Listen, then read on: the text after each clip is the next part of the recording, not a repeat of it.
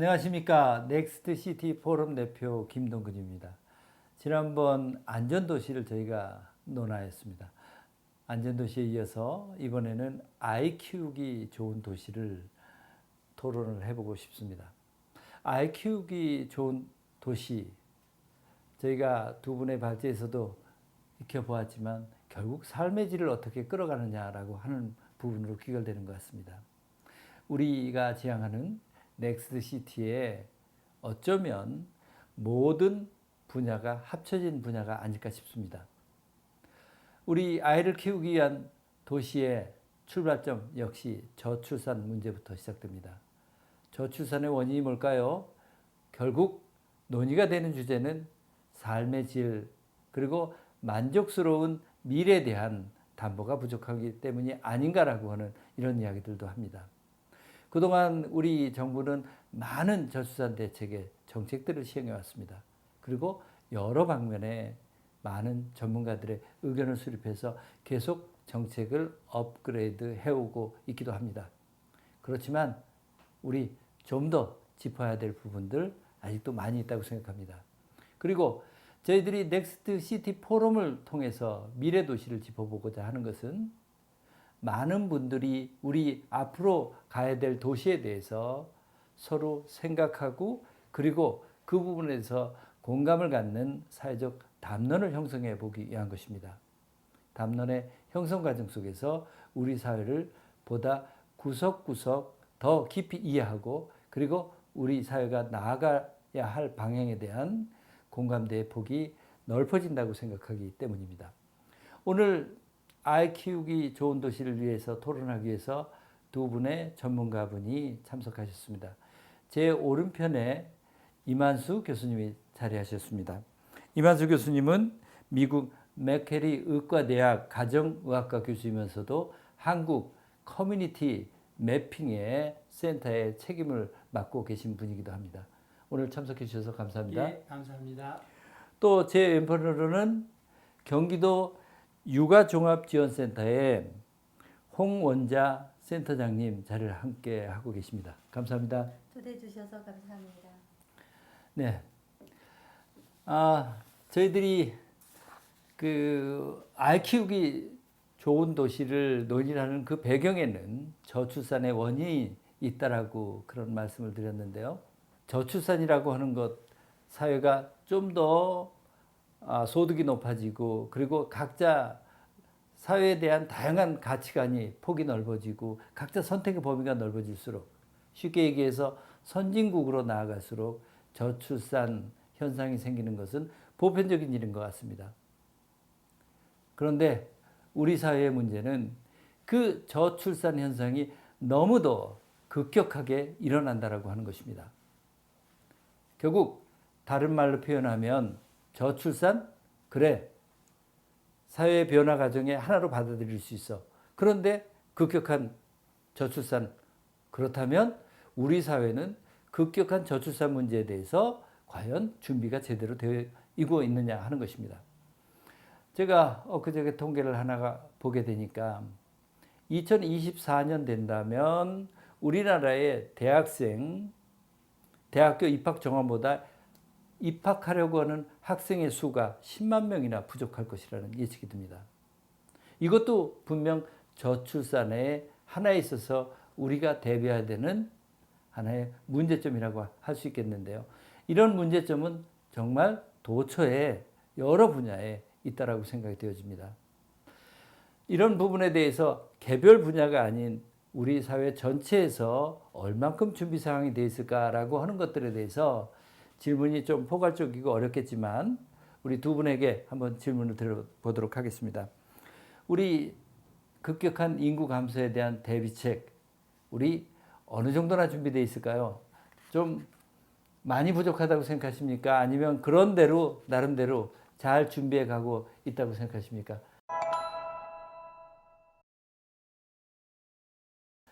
한번 직관적인 답변 한번 부탁드리고 싶습니다. 우리 소장님 먼저. 저는 막 갑자기 저 질문이 오니까 어려운 질문이네요, 저게.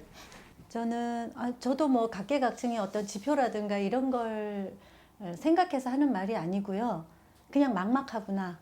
아, 큰일 났다. 앞으로 갑자기 우리 아이들은 어떻게 살 것인가 이런 거에 대한 염려가 그냥 훅 들어오는 게 조금 약간 암담한 느낌이랄까 그런 기분이 듭니다. 직관적인 답변이에요.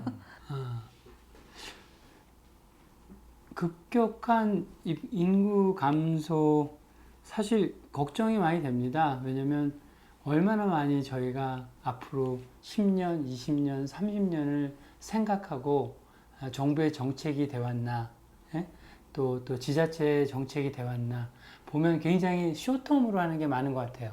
뭐 기술이나 그런 건 하더라도 특히 우리 도시 같은 경우 뭐 건물 하이웨이 같은 것들은 뭐 교통량이 늘어난다고 버튼 누르면 길이 확 늘어나는 게 아니잖아요.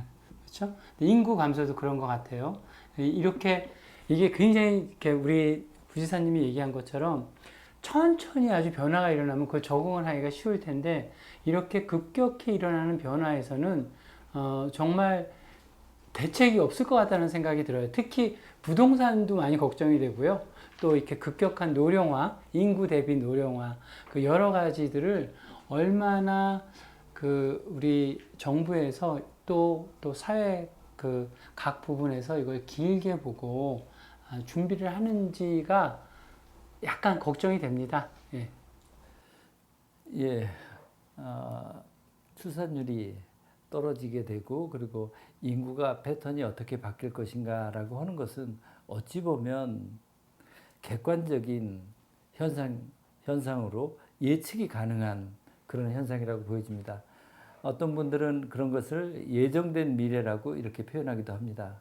그런데 우리가 앞으로의 일이라고 생각을 해서 우리 일반적인 국민들 그리고 또 도시행정을 생각하는 분들도 일상적으로 그 부분들을 먼저 깊이 생각해 본 것에 대해서는 좀 부족한 면이 있지 않는가라고 하는 그런 면들에 있어서 두 분의 답변에 대해서 공통점을 찾을 수 있을 것 같습니다. 저 또한 앞으로 어떻게 되어질까라고 하는 것에 대해서 두 분의 답변처럼 좀 다소 막막하다라고 하는 느낌이 훨씬 앞서는 게 사실입니다. 그러면 좀 더 구체적으로 한번 들어가 보도록 하겠습니다. 우리 국가에서 저출산 문제에 대해서 2006년부터 본격적인 정책을 시행을 해서 어느 보도에 의하면 180조를 사용했다. 어디에는 200조 이상을 사용했다. 왜냐하면 저출산 정책에 들어가는 카테고리를 어느 정도까지 넓혀야 되는가 하는 것에 대한 다양한 관점의 차이 때문에 그런 것 같습니다. 그런데 나름대로 그동안 이제 20년 가까이 저출산 정책을 하면서 이런 부분은 그래도 꽤 정책의 실효성이 있었다. 이런 부분들은 굉장히 많이 좀 부족하다라고 하는 부분들에 대해서 조금은 전문가 두 분에 대해서는 좀 관점을 갖고 있을 것이라고 생각을 합니다. 그 부분에 대해서 국가 정책에 대해서 실효성이 있는 부분 혹은 좀 미흡하고 이런 부분들은 더 보완해야 되겠다라고 하는 그런 측면의 관점 속에서 한번 말씀해 주셨으면 합니다. 우리 홍 센터장님 먼저 좀 말씀해 주시겠습니까? 언뜻 떠오르는 게 딱 두 가지가 있는데요. 저희 이제 직원들이 이제 결혼하고 출산하는 과정을 보면서 느낀 건데, 지금 이제 출산 휴가는 너무나도 당연하고, 예전에 비해서 정말 옛날에는 저는 이제 그 시절에 유치원 근무를 안 했지만 예전에 유치원 선생님들은 아이를 낳는 시기가 정해져 있었어요. 방학 아니면 아이를 못 낳았어요. 그리고 아이를 낳고 바로 다시 급물을 합니다. 바로 뭐 직장 잘릴까봐 뭐 그런 것까지는 아니지만 빠르게 출산 산후조리도 못하고 나오는 경우가 많았는데 지금은 정확하게 출산 휴가가 보장이 되는 것 그리고 더해서 육아휴직도 당연히 보장이 되고요. 요즘에는 임신 초기, 임신 말기 그리고 아이를 키우는 시간 이럴 때 단축 근무가 다 가능합니다. 그래서 요거는 참 잘 됐다. 뭐 더 되면 더 좋지만 아이를 갖고자 하는 사람들이 참고할 만한 사항이고 실제로 아이를 가진 사람들이 입장에서 참 제도가 점점 나아지고 있구나 하는 부분이긴 합니다. 뭐 충분한지 여부는 이제 제가 지금 현재 임산부가 아니라서 잘 모르는 부분이 있고요. 또 한 가지 또 잘 됐다라고 생각하는 것 중에 하나가 이제 저는 유아교육 시점에서 바라보자면은 그 출발선의 평등을 보장해주기 위해서 출발선, 그러니까 인생의 출발선이 어디겠어요? 영유아기잖아요. 이 시기에 평등을 보장해주기 위해서 국가 차원에서 아이들의 보육료, 유아교육비 모두 무상을 했다라는 점, 그리고 아이들이 뛰어놀 수 있는 또는 아이들의 양육을 지원할 수 있는 육아종합지원센터라고 하는 이런 기관을 전국 단위에서 모두 아주 적극 지원하면서 만들어 가고 있다라는 점, 이런 부분은 아이 키우기 좋은 환경에 좀 도움이 되는 어떤 측면이 아닐까라는 생각을 합니다. 더 많을 건데요. 제가 언뜻 생각난 게 이것뿐이어서요. 여기까지 말씀드리겠습니다. 예, 잘한 부분만 네, 지적해 주셨습니다. 일단은 잘한 부분. 네. 네, 질문이 어렵습니다. 전 딸이 셋입니다. 예. 근데 제가 딸을 셋을 낳은 이유는 아마 딸들이 태어나서 충분히 큰 어려움 없이 살 수 있을 거라는 어떤 확신이 있었던 것 같아요. 근데 만약에 이제 요즘 우리 젊은 사람들을 보면, 제가 만약에 아이를 낳는데 아이를 낳아주는 유모 할머니 있고 아파트 한 채가 새로 생기고 아이들이 충분히 먹고 살고 시집 가는데 걱정 없고 모든 게 다 잘 되면 아이를 안 낳을 이유가 없을 것 같아요. 그 뭐 스트레스를 제가 좀 받으면 버튼 누르면 누가 와서 애들도 봐주고, 그러니까 결국은 아이를 낳는 거에 대한 어떤 불확실성 때문에, 그리고 또 약간 이기적인 것들, 그런 것 때문에 아이들을 안 낳는 것 같아요. 근데 이제 그거 말고 또 하나는 뭐냐면, 그러니까 저희가 어떻게 보면 한계가 있는 어떤 리소스가 있는 거잖아요. 자원이. 이런 출산 정책을 장려하기 위해서. 근데 저희 의료 쪽에서 프리시전 메디슨이라는 말이 있습니다. 그 정밀 의료라 그러는데요. 이 정밀 의료 뭐 그러면 뭐 레이저, 뭐 MRI 그런 거 생각하겠지만, 쉽게 생각하면 환자 중심의 의료 서비스예요. 그 말은 뭐냐면, 환자가 오면 그 사람에 맞는 그 철저한 진단을 해서 이 사람을 그러니까 개인적으로 그 사람이 왜 아픈지를 정확하게 진단을 하는 겁니다. 그리고 나서 그 사람한테 맞는 처방을 해요. 근데 저는 가끔 이렇게 저출산 정책 그러는데, 큰 정책들 뭐 아이를 낳으면 뭐 얼마 정도 뭐를 준다 뭐 한다 그러지만, 우리 젊은이들이 정말 어떤 것들을 걱정하고 그런 부분들이 정확하게 진단이 됐는지 안 됐는지가 사실 좀 궁금합니다. 그리고 이런 거에 대한 대안이 정말 조금 뭐 비용을 어느 정도 준다 뭐 한다 그러는 것보다, 그런 그 아이를 낳는 어떤 우리 두려움이나 그런 여러 가지 다른 변수들을 과연 우리 그 정책하시는 분들이 그걸 하나하나 일일이 이렇게 고민을 해보셨는지 하는 부분이 좀 궁금합니다. 그래서 저는 이제 데이터를 제가 많이 만지는 사람인데요. 철저하게 정말 왜 이런 이유가 있는지, 그래서 진단을 하고 그걸 기반으로 좀 계획을 하면 좋겠다는 생각을 했습니다. 좀 동떨어진 얘기지만 저는 그래도 제가 했던 분야에서 얘기를 하려고 그러니까 이렇게 한번 대답을 해봤습니다. 제가 이어서 말씀드리면 잘 안 된 점을 좀 한 가지 언뜻 떠올라서 말씀을 드리자면, 그 아이를 키우는 거에 대한 국가 책임만 너무 강조했다라는 부분은 조금 실기가 아닐까라는 생각을 하는데요. 부모가 아이를 키우는 거에 대한 그 책임도 있어야 되는 거거든요. 그 책임이 모두 사회에만 있는 건 아니에요. 그러다 보니 이제 그런 인식이 너무 만연하다 보니까 아이가 잘못되는 것, 뭐 모든 제도에서 약간 자기 마음에 불편한 거, 이런 모든 거가 내가 감수해야 되는 게 아니라, 뭐 감수할 이유가 없어서도 그럴 수 있지만 대개는 남의 탓을 하는 경우가 정말 많아요. 기관 탓, 국가 탓, 사회 탓, 내 탓은 없는 이런 어떤 상당히 이기주의적이고 개인주의는 좀 맞지 않습니다만, 그런 어떤 마음 상태를 만든 거는 조금 실기가 아닌가라는 생각을 하고요. 아까 아이를 키우기 좋은 각종의 서비스들이 많이 나왔지만 그 중에도요, 100% 완벽하지는 않잖아요. 촘촘하게 다 되어 있기는 하지만 확대해 가는 중에 있기 때문에, 또 어떤 서비스는 조건이 충족을 해야 돼야만 서비스를 받는 것들이 있어요. 근데 조건은 충족이 되는데 서비스 양이 부족해서 못 받거나,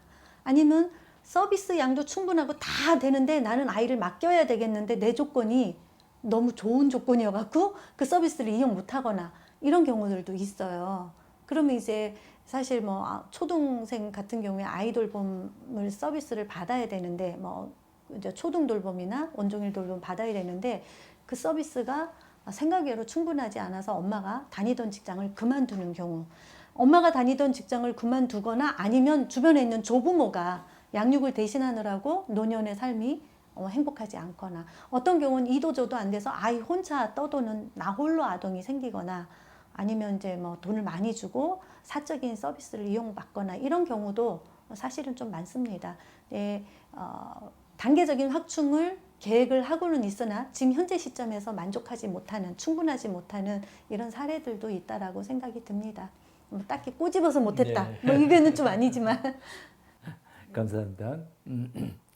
아무래도 이 국가 정책의 큰 많은 정책들을 이렇게 포괄적으로 다 짚기는 어려울 것 같습니다. 하지만 두 분의 답변을 통해서 저희들이 나름대로의 시사점들을 충분히 얻을 수 있으리라고 생각합니다. 저희가 아까 그 주제 발표를 통해서 공통적으로 느껴지는 것 중에 하나가 아이를 키우기 좋은 도시라고 하는 것은 결국은 우리 사회의 구성원 개개인의 삶의 질을 높여가는 문제다라고 이렇게 정의가 되어져 가는 것 같습니다. 저도 주제 발표를 통해서 우리 도시에 사는 우리 국민의 90% 이상이 도시에 살게 되고 또 도시 행정은 사실 종합행정입니다.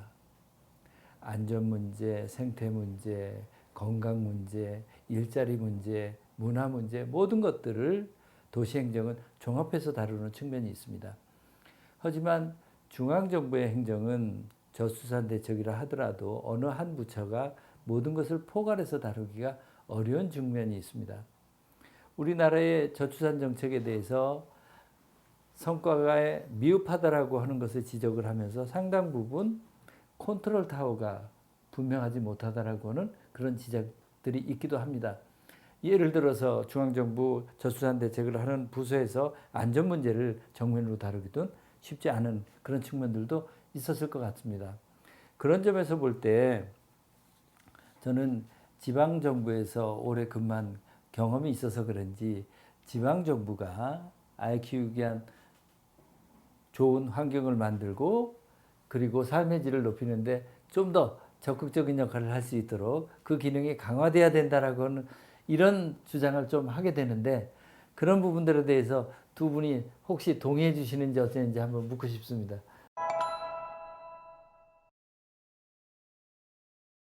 어떻게 생각하십니까? 점점 더 이렇게 질문이 어려워지는 것 같고요. 우리 또 부지사님이 질문하실 때 항상 오른쪽을 이렇게 보시니까 제가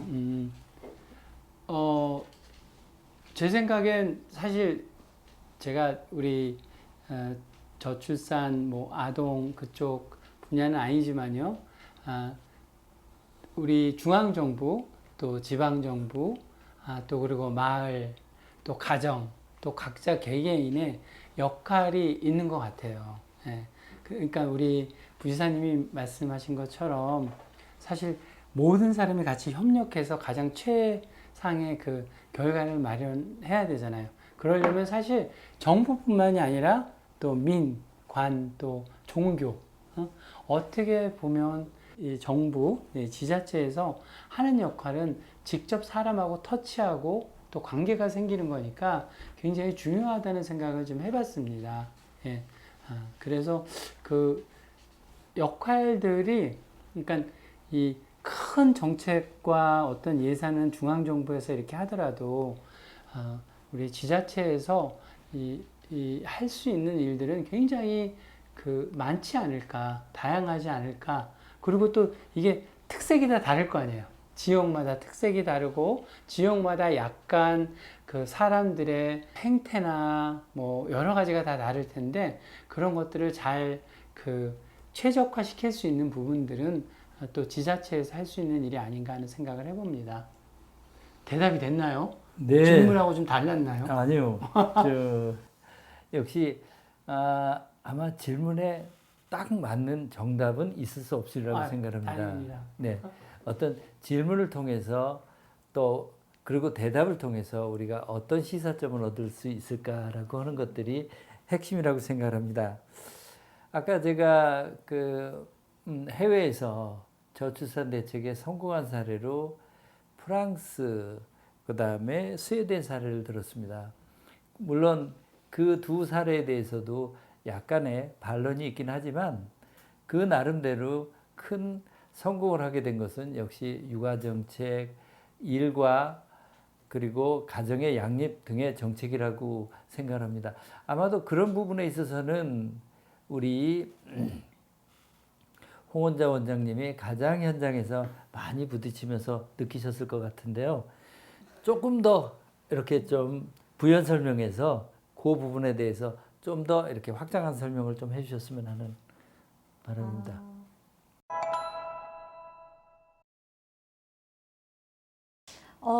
그 일가정 양립이라든가 아니면은 뭐 급여성 뭐라 그러죠? 이 어떤 금전적으로 지원해주는 부분 이런 거에 대해서 실제적으로 피부를 느끼는가 하는 부분에 대해서요. 우선은 일가정 양립은 생각보다 아직 많이 이루어지지는 않은 것 같아요. 근데 점점 이루어져 가고는 있는 것 같습니다. 예를 들면 육아휴직을 엄마가 굳이 받지 않아요.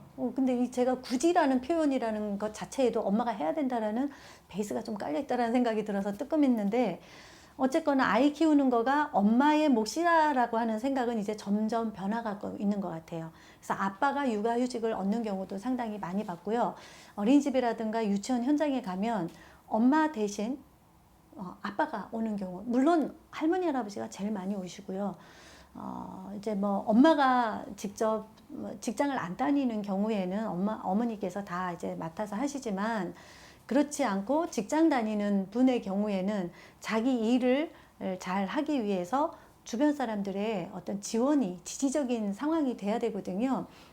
근데 이런 상황에서 아빠들이 직접 발벗고 나서는 경우가 너무 많아졌다. 상당히 고무적이다라고 보고 있는데 아직은 좀 미흡한 게 아닌가. 여전히 저희 직원들만 봐도 6시 땡 하면 아이들 때문에 그냥 미친 듯이 달려가요. 그리고 저희 선생님 사례만 봐도 초등학교 가니까 자기가 직장을 그만두고 그만뒀어요. 이게 제가 물어봤어요. 선생님 남편이 그만두면 안 돼? 남편이 육아휴직 받으면 되잖아 라고 물었더니 육아휴직을 쓸 수 있는 기한을 이미 다 써버렸대요. 그래서 또 쓸 수가 없어서 자기가 지금 그만둔다라는 얘기를 해서 그 부분이 제가 상당히 아쉬웠다. 여전히 일가정 양립은 조금 더 가야 될 길이지 않을까라는 생각을 하고요. 급여성에 있어서는 뭐 보육료라든가 영유아 교육비라든가 이런 거 초, 중 등 학교 같은 경우도 고등학교까지 의무교육이 다 됐죠. 근데 문제는 뭐냐면 사교육인 거예요. 사교육비에서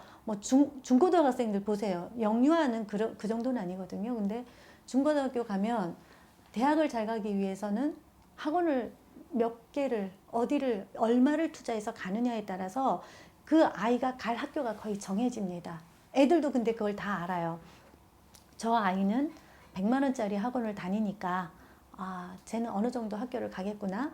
또 나는 50만 원짜리 밖에 못 가니까 난 어디까지 밖에 못 가겠구나. 이걸 고등학생들이 이미 다 알고 있어요. 제가 그 얘기를 듣고 되게 마음이 너무 아팠었는데 이게 부모의 경제력이 아이들의 대학, 그래서 대학에다가 가치를 두는 거가 이걸 깨기가 어려운 사안이긴 합니다만 다양한 삶을 좀 조명할 필요는 있지 않을까라는 생각을 좀 해봤습니다. 얘기가 좀 약간 딴 데로 흘렀습니다만 예 마치겠습니다. 저는 사실 이렇게 얘기해 주시니까 또 변수가 하나 나온 거예요. 결국 우리 교육 시스템이네요. 그렇죠? 이 교육비로 너무 많이 드는 게 코스트로 되니까, 그러니까 이게 생각해 보니까 우리 육아니 이런 출산율이 몇 개만 볼 게 아니라 너무나 다양한 데이터로 다 복합하게 된 거예요. 그렇고 우리 소장님 얘기하면서 제가 잠깐 생각을 해봤는데 요새 보니까 뭐 연예계 뭐 무슨 거의 그 부자나 아주 유명한 사람들만 자녀가 많은 것 같아. 그렇죠? 우리 아니면 자녀가 많던지 아니면 입양을 하던지 그만큼 이게 먹고 사고 뭐 그런 데 전혀 문제가 없는 거죠. 그리고 또 하나는 뉴욕에 가면 특히 우리 그 유태인 사는 동네가 있어요. 그 까만 모자 쓰고 막 이런 분들 거기 자녀들이 거기는 이제 피임을 안 하신대요, 다들. 그러니까 막 한 집에 자녀가 6명, 7명 막 그렇게 있는 집도 있고요. 또 미국에 이제 제가 뭐 특별한 인종을 얘기는 하지 못하겠지만 정부의 어떤 시책들이 너무 잘 돼가지고 아이를 많이 낳는 이민 가족들도 있어요. 근데 이게 그러니까 어떻게 보면 우리가 그 종교, 컬처, 또 그 경제 여러 가지가 복합된 거를 잘 이렇게 본 다음에 한국에 맞는 어떤 그런 대책들도 좀 가능하지 않을까. 근데 정말 복잡한 것 같아요. 이게 한두 개가 아니라. 저도 도시 문제에 대해서 여러 번 분야별로 논의를 해보면서도 느끼지만 아이 키우기 위한 도시야말로 정말로 우리들이 생각할 수 있는 모든 영역의 것이 합쳐져서 궁극적으로 좋은 도시로 가는 것이 바탕이 아닌가. 그리고 그 좋은 도시야말로 삶의 질이 바탕이 아닌가 싶습니다. 잠시 쉬었다 가도록 하겠습니다.